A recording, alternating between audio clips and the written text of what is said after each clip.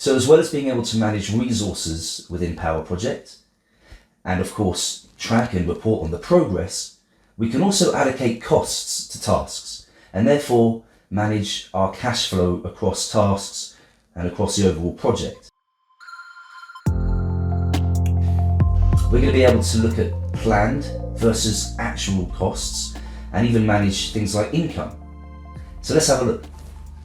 So here we have my cost view where I've got my tasks here and a cost table. So in my cost table, I've got an original cost column, a cost remaining column, and an actual cost column. So of course, I've baselined my project. So we've captured the plan, the contract program perhaps, and that's also captured the costs that we've got in there as well, giving us our original costs and any costs remaining. Of course, the actual cost column is empty because we haven't progressed any tasks yet, but we will do that shortly.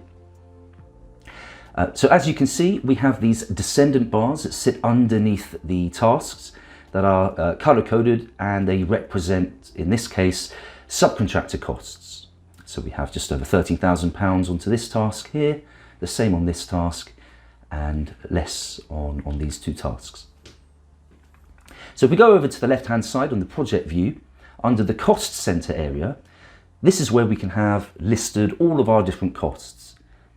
And behind these costs are different properties that we can set up that dictate the characteristic of what that cost is. So for example, it could be an income, is it based on the task duration or time based, or is it a fixed cost? So no matter what happens to the duration of a task, it always stays the same.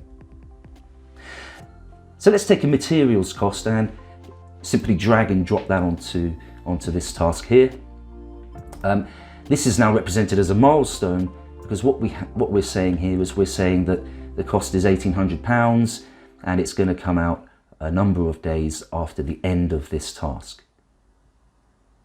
And below, similar to when we manage resources, we have 3 different histograms that are looking at different things, different metrics. So for example, of course, we're looking at project costs, and in the lower one here, we're looking at total costs. In the middle, we're looking at our net cash flow, which fortunately does improve later on. And then of course, the top one here is the monthly cumulative cost. So let's take this task then as an example, and let's just progress this 100%. So we've now got some actual costs in there. The remaining costs have come from the original costs, of course.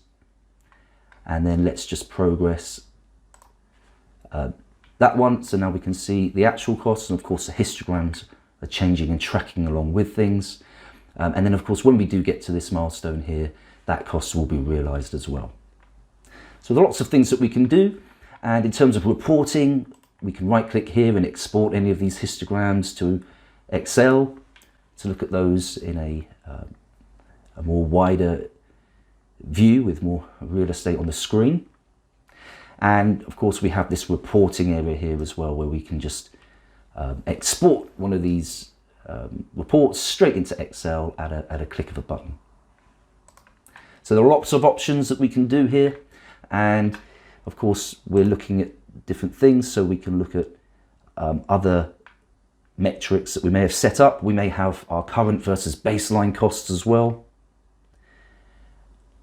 And again, all of this is backed up by just a one-day training course to learn about how to do this.